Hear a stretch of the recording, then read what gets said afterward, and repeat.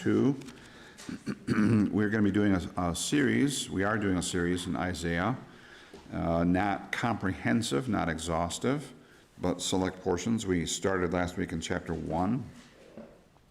And tonight we're in chapter 2. I think the next chapter we're going to be looking at next week will be chapter 5, but I haven't made up my mind yet. So here in chapter 2, there's a key phrase that gets repeated several times: the Lord shall be exalted. And an outline would be the first 5 verses seem to be a look at the millennial kingdom. And then from the first 4 verses rather, and then starting in verse 5 to the end of the chapter, probably tribulation period. Now this strikes us as odd, because we like things done sequentially, chronologically. We like to have this first and then this, but that's not necessarily how Old Testament prophets work. They look at something, and it may spark a thought or a connection, and they may actually go backward in time from that. And so I'll read, that's not a long chapter, I'll read it for us. Here's how it goes. Isaiah chapter 2. The word which Isaiah the son of Amoz saw concerning Judah and Jerusalem.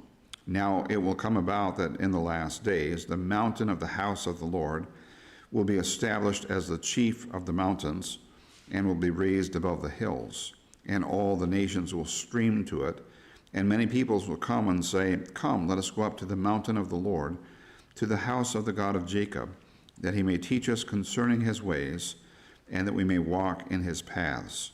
For the law will go forth from Zion, and the word of the Lord from Jerusalem, and he will judge between the nations, and will render decisions for many peoples. And they will hammer their swords into plowshares, and their spears into pruning hooks. Nation will not lift up sword against nation, and never again will they learn war. Come, house of Jacob, and let us walk in the light of the Lord, for you have abandoned your people, the house of Jacob, because they are filled with influences from the east, and they are soothsayers like the Philistines, and they strike bargains with the children of foreigners. Their land has also been filled with silver and gold, and there is no end to their treasures. Their land has also been filled with horses, and there is no end to their chariots. Their land has also been filled with idols. They worship the work of their hands, that which their fingers have made. So the common man has been humbled, and the man of importance has been abased. But do not forgive them. Enter the rock and hide in the dust, from the terror of the Lord and from the splendor of his majesty.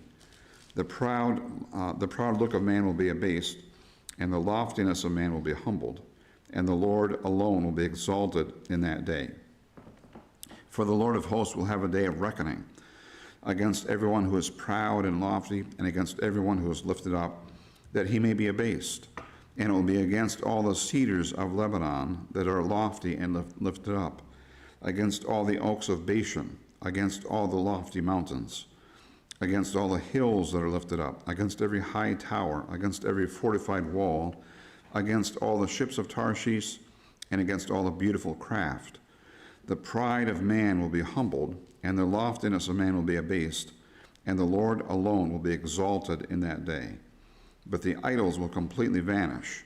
Men will go into caves of the rocks and into holes of the ground before the terror of the Lord and the splendor of his majesty, when he arises to make the earth tremble. In that day, men will cast away to the moles and the bats, their idols of silver and their idols of gold, which they made for themselves to worship, in order to go into the caverns of the rocks and the clefts of the cliffs, before the terror of the Lord and the splendor of his majesty, when he arises to make the earth tremble. Stop regarding man, whose breath of life is in his nostrils, for why should he be esteemed? So it starts out, the first 4 verses, kind of encouraging, kind of nice, but by the end of it, it's pretty dark, pretty heavy duty. So observe in the first 4 verses, here's why we think this is a millennial statement. The mountain of the house of the Lord, so that would be Zion, or Moriah, the hill in Jerusalem, and it will be raised above the hills. A literal interpretation of that would mean there's some kind of seismic activity, some kind of geographical change that might happen in the tribulation period. There certainly is a lot of that kind of thing going on in the tribulation period. And so it could be a physical geography thing. It might well be that. It might also be, in terms of importance, that Jerusalem is now the hub of the world, and it is kind of seen as the center of all human activity. And so it's raised above the hills. All the nations will stream to it, as in people going there to worship, people going there to do business with the Jews. And so there's a centrality to Jerusalem in this paragraph, and we certainly don't see that today. I mean, every couple of days you can read new things. Lufthansa and Air France have canceled flights. This is a couple of weeks ago to Tel Aviv, just out of safety concerns, and so on. And you know, it's probably a good idea because there's missiles flying over the land. So someday there's going to be peoples streaming to Jerusalem. And verse 3, many peoples will come and say, "Come, let us go up to the mountain of the Lord, to the house of the God of Jacob." So nations, Gentile nations, are going to be saying, "I want to learn more about God. Let's go to Jerusalem." Well, who says that today? Nobody says that.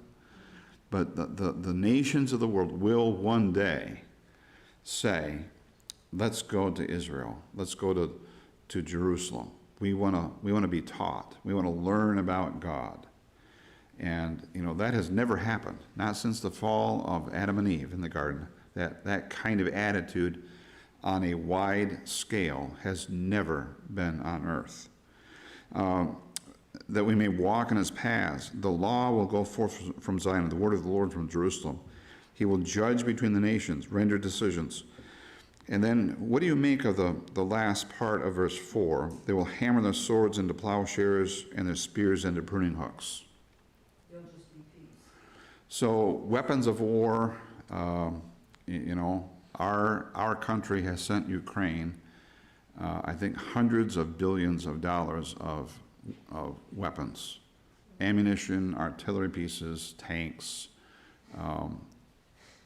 There's coming a day when nobody will manufacture weapons of war anymore. That is unthinkable in the current, you know, my personal opinion is for a country to have security, they ought to have a lot of weapons and a really good army. We need it right now because there's a lot of danger in the world. But in this piece right here, there's coming a day when nobody is going to manufacture planes or tanks. Nobody's going to manufacture bullets. And instead, all of that energy, all of that industry is going to be aimed at agriculture and productivity instead of destruction. Furthermore, nation will not lift up sword against nation, and never again will they learn war. So I think in the millennial kingdom, there will not be a West Point or an Annapolis Naval College, or there's not going to be any training for warfare. There's no need of it. Now that there is, it seems, there's going to be one more war after the Battle of Armageddon. That's probably Gog and Magog. But you can have a war without having trained for war. And so this looks like there's no more plans, there's no more training, there's no more concerted effort to get a nation ready for a war footing. That's simply not going to happen during the 1,000-year reign of Jesus Christ. So, verses 1 through 4, millennial kingdom. But then we step into verse 5, and it's a hinge verse. There's a transition to something else going on. Come, house of Jacob, let us walk in the light of the Lord. In other words, seeing what God has planned for the future, let's guide our lives by this light, by the light of God, by the light of walking in his truth, wanting to do what he wants us to do. But now, in verse 6, Isaiah, or the narrator, is turning to talk to God directly.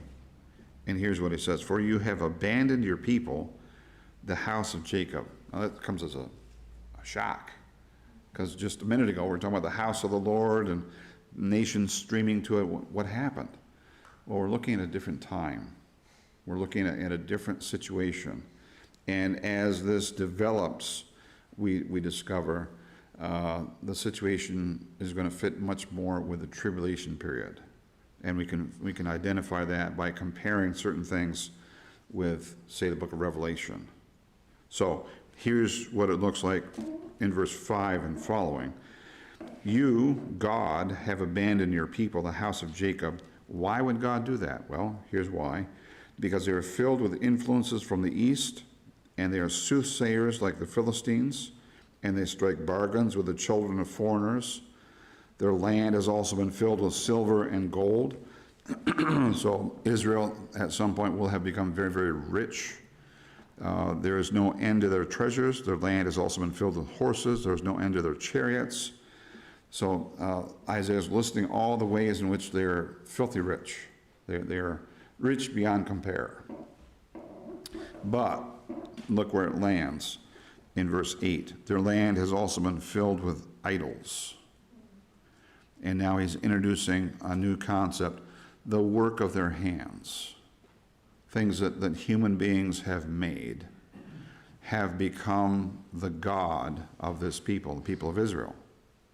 And so he says in verse 8 that they worship the work of their hands, that which their fingers have made. Therefore, verse 9, God has abased and humbled the common man as well as the man of importance. And Isaiah says to God about them, "Do not forgive them, because they have turned into idolaters." Verse 10, "Enter the rock and hide in the dust from the terror of the Lord and from the splendor of his majesty." So there are two places in the New Testament that talk about people hiding in rocks and caves and holes in the ground. One is in Hebrews, and it's in reference to great men and women of faith and courage who did the right thing, but they were hounded and harassed because of their devotion to God, and they're forced to live in terrible, terrible circumstances. Does anybody know where the other reference to caves, rocks, holes in the ground is? All right, so in the Old Testament, there's Moses and God passing by. The other one that is a lot like this is in Revelation, and it's one of the judgments of God, where God reveals something about himself from heaven. There's something that happens in the heavens, and it strikes terror in the heart of everybody on earth to such a degree that people are trying to hide in holes in the ground. So it's kind of an interesting contrast between Hebrews. These are men of nobility and courage and love for God, and they are willing to live anywhere because they were devoted to God. And if they're persecuted and hounded, okay, I'll go live in a hole. But then in Revelation, when God reveals who he is to some degree on planet Earth, the response of sinners in the tribulation period is hiding. I can't stand it. I don't want to see it. And they go to hide. So here, Isaiah is working with this concept. And he's saying in verse 10, you better go hide. You'd better look for a hole and get down deep and dark inside of it. Verse 11, here's a theme that runs through the last part of this chapter. The proud look of man will be abased, and the loftiness of man will be humbled, and the Lord alone will be exalted in that day. So a lot here about pride being humbled. And man who thinks he's something really special is going to find out, no. He's a creature. He's dependent on God. And there's no cause for a man to be full of himself and full of pride. Verse 12, for the Lord of hosts will have a day of reckoning against everyone who is proud and lofty, and against everyone who is lifted up, that he may be abased. And then he's going to list things that are tall and powerful. So this is kind of a poetic technique. This portion is actually poetry. You can see it laid out that way. And so Isaiah's writing a poem about things that are high and lofty and powerful and impregnable, impenetrable. And he's about to say, all of these things God is just going to knock down. So the cedars of Lebanon, so that's a common theme throughout the whole Bible. These were pretty tall evergreen trees. They were used in the building of the temple, Solomon's palace. They were renowned throughout the Middle East for their wood. Had an aromatic wood that was very durable, insect resistant, and they could be 100, 120 feet high. The tallest tree in the Middle East. So the cedars of Lebanon. And Isaiah says that God's anger is going to be against all the cedars of Lebanon that are lofty and lifted up, against all the oaks of Bashan, so another powerful, tall tree, against all the lofty mountains, and against all the hills that are lifted up, every high tower, every fortified wall, against all the ships of Tarshish. So ships of Tarshish is a trade name. It's not necessarily ships that only ply their trade from the eastern Mediterranean to Tarshish in Spain. It's something like we use the term, could I have a Kleenex, please? And it might be made by Puffs or Scott, but we know what it means, a Kleenex. Or can you make a Xerox copy of that paper? Well, it's not a Xerox, it's a Konica Minolta. But it's a trade name. Ship of Tarshish was an ocean-going, large vessel that could go not just within sight of land, but out of sight of land, and carried large cargoes. There's actually a scene in the book of Revelation about the city of Babylon that has become fabulously wealthy and is traded in exotics and commodities.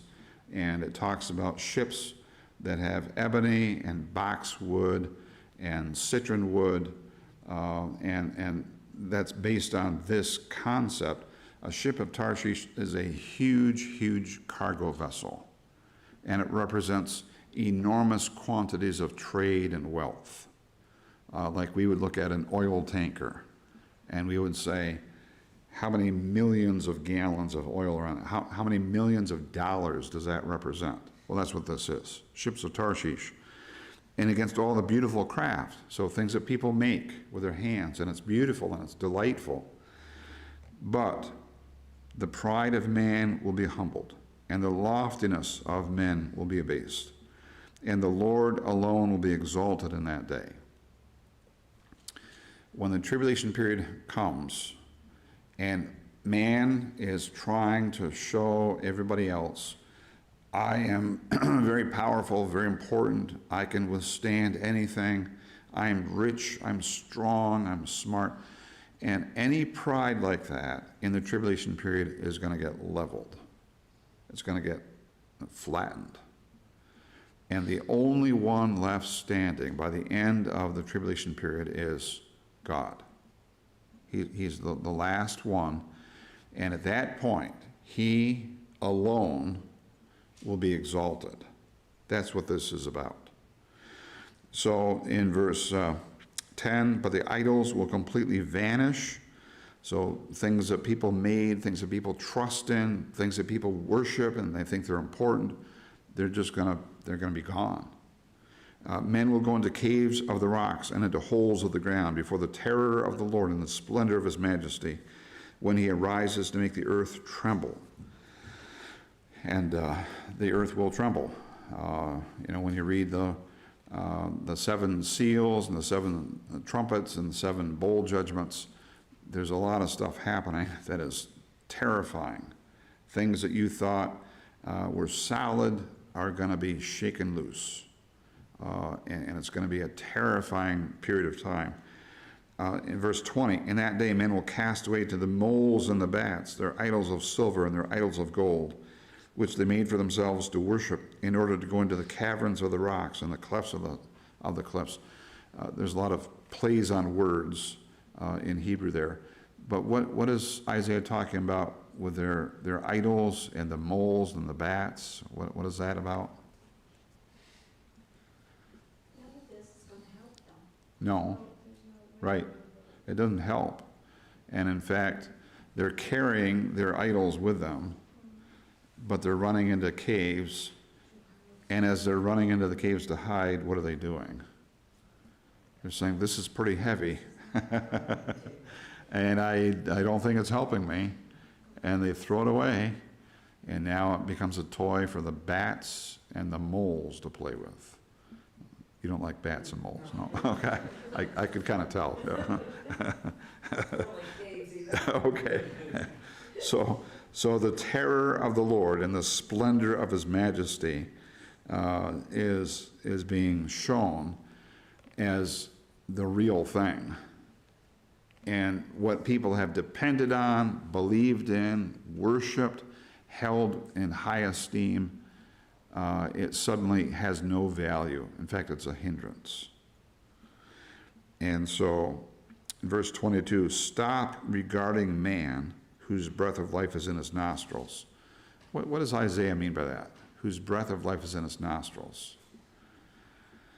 Don't worship man because that's just like a vapor. Yeah, we're very limited. We're very small. We're creatures. We're not the creator. Our bodies are so frail and fragile. And Isaiah is saying, stop regarding man as being of great significance in the universe. He's not.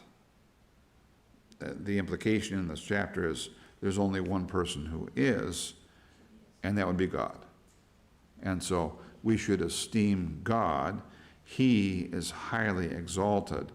Anything to do with man is earthly, it's temporary, it's weak. And so if you want to hang your hat on something that really matters, it's going to last, well, worship God. Know him. Understand God. So big contrast between the first 4 verses, this wonderful scene of peace and prosperity and the nations of the earth appreciating the Jews again, wanting to know God personally. And then all of a sudden it's like if this were a movie, the camera would pan to a different angle and show something horrible. And that's what the second half is. Questions or comments? Isaiah 2. Yes, ma'am. One thing that kind of stands out to me, the gold and silver, is lately people have been saying, and there's been great many commercials on TV, put all your wealth in gold, order gold cars, that's never going to go up. And I'm thinking that's going to be so worthless. Yeah. I kind of think that for believers, I mean, if a believer is wealthy, if you've got $50 million, well, you should probably think carefully about how to be a good steward, because that's a lot of cash. For most of the rest of us, let's be faithful to God. Let's trust him with what we've got. Let's be careful. But I'm not sure that buying gold bullion or investing in a big safe in your basement is a good idea. Maybe it is. I don't know. Other comments, questions? So take your prayer bowl.